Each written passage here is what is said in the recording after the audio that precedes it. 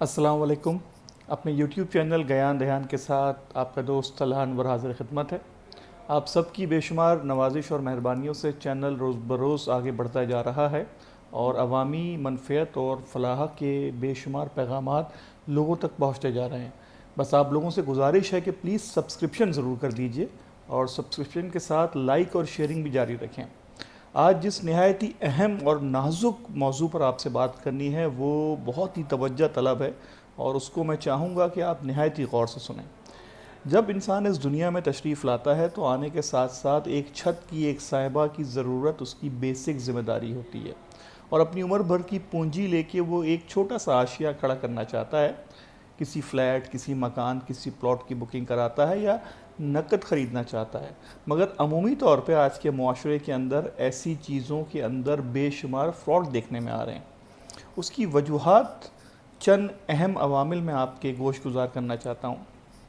سب سے پہلے تو آپ کسی بھی ایمیونٹی یعنی کہ کسی بھی پلاٹ، کسی بھی فلیٹ، کسی بھی مکان یا گھر کو خریدنا چاہیں، اس کو پرچیز کرنا چاہیں، وہاں پہ بکنگ کروانا چاہیں سالانہ ماہانہ ایک ساتھ پے کر کے، کوارٹرلی پے کر کے، تو سب سے پہلے یہ دیکھیں کہ جس زمین پہ وہ عمارت تعمیر ہو رہی ہے یا ہو چکی ہوئی ہے یا اسٹرکچر کھڑا ہوا ہے وہ کس لینڈ اوننگ ایجنسی کی ملکیت ہے.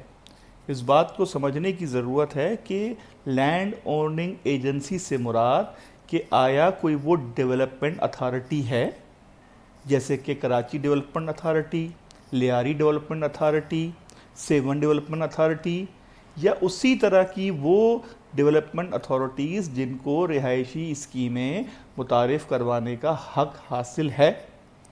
اگر یہ چیز کلیئر ہے تو پھر دوسرا مرحلہ پیش آتا ہے جب آپ اس یونٹ کو پرچیز کرتے ہیں یا اس پہ بکنگ کراتے ہیں.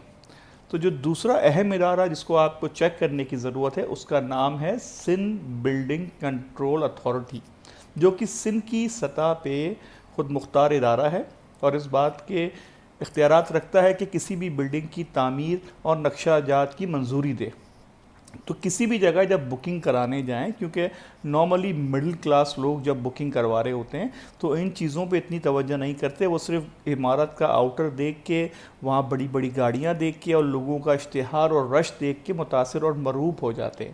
تو سب سے پہلے اپنی عمر بھر کی پونجی جب کہیں لگانے جائیں، اکثر لوگ اپنی بیوات کے، بیگمات کے جواہرات اور ان کے سونے کی چیزیں، اشیاء بیچ کے بھی یہ پیسہ جمع کرتے ہیں، اور اگر وہ حق حلال کا پیسہ ضائع ہو جائے تو دکھ اور کرب کے عالم میں دنیا سے چلے بھی جاتے ہیں.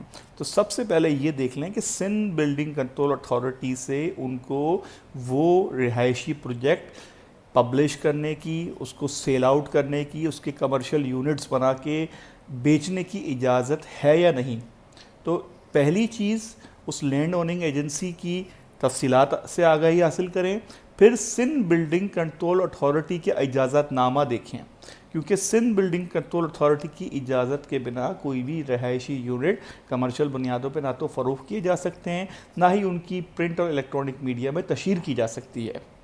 جب یہ عوامل بھی پورے ہو جائیں پھر ایک احتیاطی طور پہ اس بات کا بھی ذرا چیک کر لیں کہ کوئی لیٹیگیشن یعنی کہ کوئی عدالتی کیس، کوئی قانونی کارروائی تو اس زمین، اس عمارت پہ نہیں ہے. اس کو بھی اپنے ریسورسز سے چیک کرانے کی کوشش کریں. تو ان بنیادی چیزوں کی تکمیل کے بعد کسی حد تک آپ محفوظ ہو جاتے ہیں کہ کوئی آپ کے ساتھ فراڈ یا اسکیم کر سکے. اور جب بھی بکنگ کروانے جائیں تو ان کاغذات کا، ان بنیادی چیزوں کا ضرور خیال رکھیں تاکہ آپ کی عمر بھر کی کمائی آپ کے آنے والی نسلوں کے لیے ایک صاحباں کی صورت بن سکے. اس حوالے سے میں مزید بھی آپ کو آگاہ کرتا رہوں گا اور اگلی ویڈیو کے اندر میں کوشش کروں گا مزید کچھ نازک اور اہم نکات پہ روشنی ڈالوں. مجھے بہت اچھا لگا آپ لوگوں سے بات کر کے. میں چاہوں گا سبسکرپشن پلیز ضرور کریں. ویڈیو کو دیکھنا، آپ کا سمجھنا بہت ضروری ہے، ساتھ ہی ساتھ اس معلومات کو آگے تک پہنچانا اور دوسروں کے ساتھ سبسکرپشن کے تھرو شیئرنگ، لائک کرانا نہایت ہی ضروری ہے. Thank you very much once again. Talha Anwar گیان دیان کے پلیٹ فارم سے آپ کو خدا حافظ کہنے لگا ہے. اپنا خیال رکھیں. بے حد شکریہ آپ سب کا. اللہ حافظ.